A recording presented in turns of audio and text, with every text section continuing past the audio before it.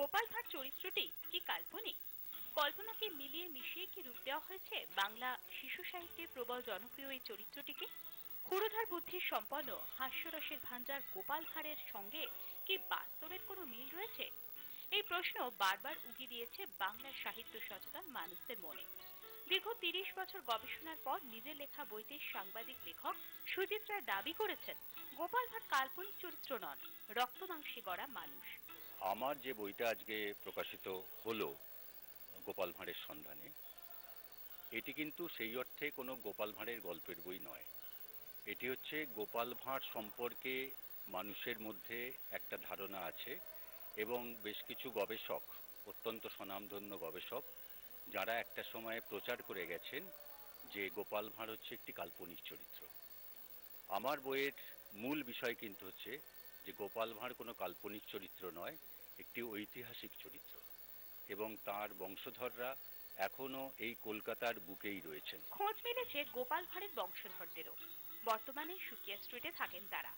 এদিন তারাই উদ্বোধন করেন বইটি। গোপাল ভাঁড় আছেন মানে ঐতিহাসিক ব্যক্তিত্ব, এবং তাদের তাদের সেই হিসেবে আমার বাড়িতেই আমরা যখন ছোটবেলায় আমরা দেখেছি আমার ঠাকুরদার বাবা তার লেখা বই দেখেছি।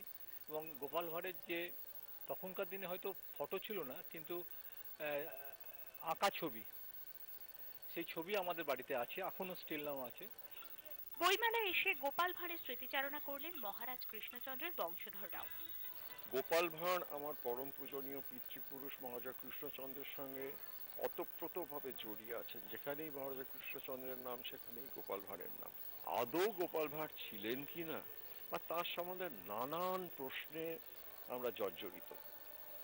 শ্রীযুক্ত সুজিত রায় তার এই গোপাল ভাঁড়ের সন্ধানে এবং তাকে সহযোগী লেখক সুভাষিস চৌধুরী সাহায্য করে আমাদের অনেক মেঘ সরিয়ে দিলেন।